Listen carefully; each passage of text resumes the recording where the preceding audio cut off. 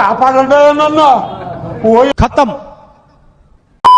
ఈ వీడియోలో మీరు చూస్తున్న టెంపుల్ వచ్చేసరికి విజయవాడకి 70 కిలోమీటర్ డిస్టెన్స్ లో పెనుగంచిపూర్ అనే విలేజ్ అయితే ఉంటుంది. ఈ టెంపుల్ లో ఉండే దేవీ దేవతల పేర్లు అయితే నేను మెన్షన్ చేయట్లా, మీకు తెలిస్తే కింద కామెంట్స్ అయితే చెప్పండి. ఈ పర్టికులర్ టెంపుల్ లో ఎక్కువగా జంతు బలులే జరుగుతూ ఉంటాయి. అంటే మీరు టెంపుల్ కి వెళ్ళేదన్న కోరుకున్న ఆ కోరిక తీరితే అనే క్వశ్చన్ మార్క్ అవసరంలా ఖచ్చితంగా తీరిద్ది. అంత పవర్ఫుల్ టెంపుల్ ఇది.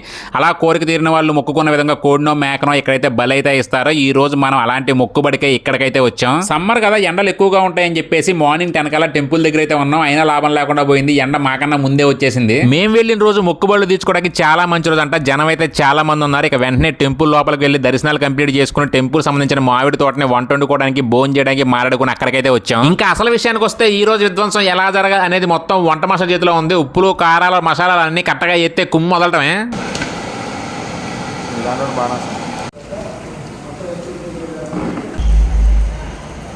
ఇంకా ఫుడ్ ప్రిపరేషన్ అయితే మొత్తానికి లాస్ట్ స్టేజ్కి వచ్చింది. ఈ లోపు తినడానికి కావాల్సిన అన్ని ఏర్పాట్లు చేసుకుని అసలు విధ్వంసాన్ని అయితే స్టార్ట్ చేసాం. ఫుడ్ టేస్ట్ విషయానికి వస్తే వంట మాస్టర్కి రోజు ఇదే పని అవడంతో అస్సలు సిగ్గుపడలేదు. ఉప్పులు కారాలు మసాలాలు అన్ని కట్టగొట్టాడు, అందరూ సాటిస్ఫై. ఇంకా మన విషయానికి వస్తే వీడియో నచ్చితే వీడియోని లైక్ చేసి ఛానల్ అయితే సబ్స్క్రైబ్ చేసుకోండి. నెక్స్ట్ ఇంకొక ఇంట్రెస్టింగ్ వీడియోతో మళ్ళీ కలుద్దాం.